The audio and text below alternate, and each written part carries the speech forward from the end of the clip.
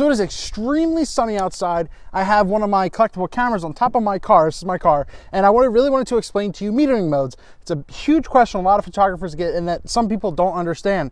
There are several types of metering modes. So let's jump into them. I'm going to show you live, you know, kind of just how they are, what to do, and what to do, you know, in case you're in trouble, and show you each one. So let's dive into it. What's the next metering mode?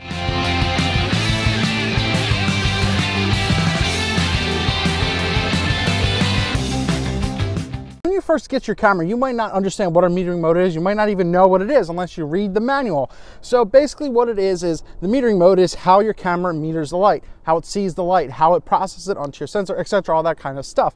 So it's telling you, and you can see that through, like if you're looking through your viewfinder, you see like the dashed lines, you know, the line in the middle is like the perfect exposure. So you can see if it's overexposed, underexposed, you know, all depends on, you know, what way it is. There's just a lot of information to know. So I'm going to tell you the Nikon, the Canon side of it, and tell you and show you live on you know, which one is which and why you should use one over another. I actually did a video where I explained why I use spot metering basically 100% of the time, because it gives me the most accurate images that I need. So let's go into it, let's show it to you. But what are the types of metering modes you should know? So basically there are 3 types, well 4 types if you're on Canon, kinda.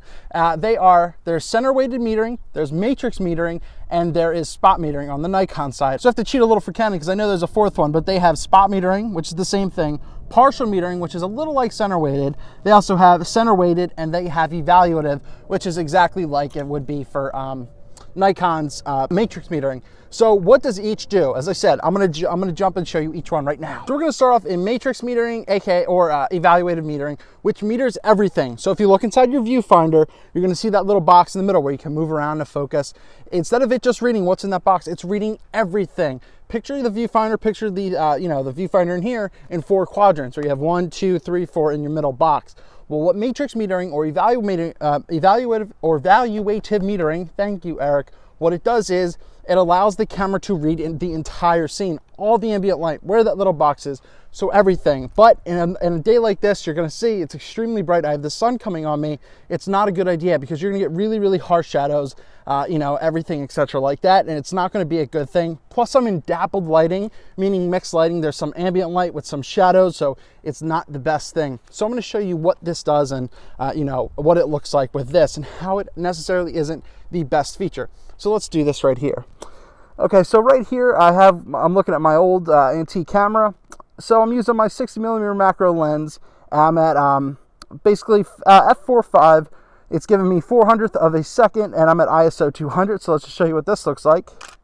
You know, there it is right there, picture 442. So as you see, there's a lot of shadows, there's a lot of light going on. So you can mess with it from there, you can do whatever. But if you want something more specific, especially just for your camera, you're gonna have to use something else. So what is another option? Another option, so matrix, as I said, it reads a lot, but it's seeing a lot of the light around the camera. I'll throw up the picture again. You see it's very, very overexposed around the camera. It's going to be, unless you wanna get really, really technical and flash and everything like that, but you know, just for this example like this, we're gonna keep going. So here's center weighted metering, which is basically like spot metering, but it does more. Like it's not as much as matrix, picture kind of in the medium, in the middle. So let's show you what that looks like. Okay, so as I said, before I'm keeping my ISO at 200, I'm keeping my f-stop at 4.5, so I'm not moving those. The only thing you will notice, the big difference, is shutter speed. So let's move that from around there. So I was at 400, so now it's evaluating more of what's going on with the camera. Now I'm at 1/60th. So you're gonna notice a lot more light let in onto the camera on what it physically does. So on a day like this, you're gonna need some editing, but you're gonna see the shadows aren't as harsh. It's evaluating more for the subject.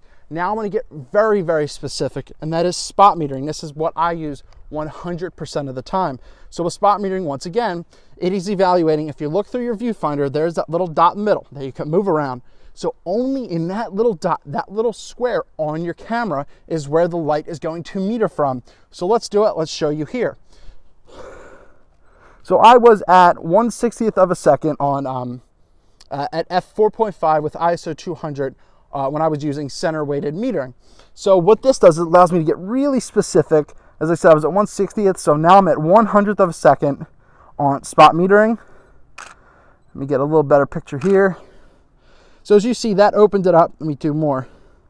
it opened it up just a little more to get the light that I wanted on here. Now the problem is with shooting in situations like this, you are losing a lot of, you know, some contrast, everything like that with the sun coming in, so we could perfect the shot further if we wanted. So as you may notice, I added something here. I'm adding a flash, and something cool I want to show you is, and I have a whole video about this so that'll explain it more in depth, and I'm going to do the low-key black background anywhere effect to shoot this better. So that way, if you're outside in this terrible sun, you could do something different and you could do something easy. So what I'm gonna do is I'm gonna take this camera and I'm gonna light it with the flash. We'll make it look good, and the background will be blown out. It'll be dark. So that way we just have an interesting, awesome shot with just the camera on here. So what I have an off-camera flash, my SB800 on my Yongnuo RF603 triggers, and I just have this on full blast to go back here. But how did I get that? As I said, the video will be here. If you want, click on that to go more in depth, but I'm gonna run through it really quickly. So what you have to do is I'm at 2/50th of a second, so that way both my camera and my flash, they can communicate with together and they can sync. So that way, you know, obviously the flash and the camera work together. So I'm at 2/50th of a second. I'm at ISO 100. Let me just make sure on my D700, or I'm at 200 on my D700, and I am at F18 on the you know, for my f-stop. And this is going to give me the black background. You know, let's double check that. Oh, I don't want the flash going off, just so you can see. So we're all black there. So F18, we're fully blacked out. And now this is where you build in the flash to come on. So let me trigger that to come on. So I have this on full blast, which typically that's what it's going to be. So with that and that on there, give a nice little thing, nice little angle. Bam, we are exposed, and you're seeing a nice little flash on here. Is it perfect? 100%. It's not. I would like to throw in some more, but I wanted to show you quickly what you could do with just something simple that you may have and something that's not as expensive. So this is what I have. That's what I did.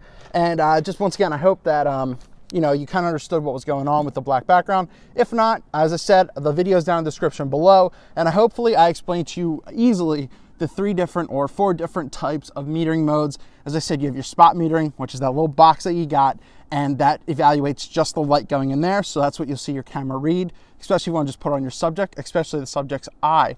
Or you have center weighted, which is your box, and it just goes a little out more, but it, you know, it's kind of like matrix metering, but it's in the middle of that and spot metering.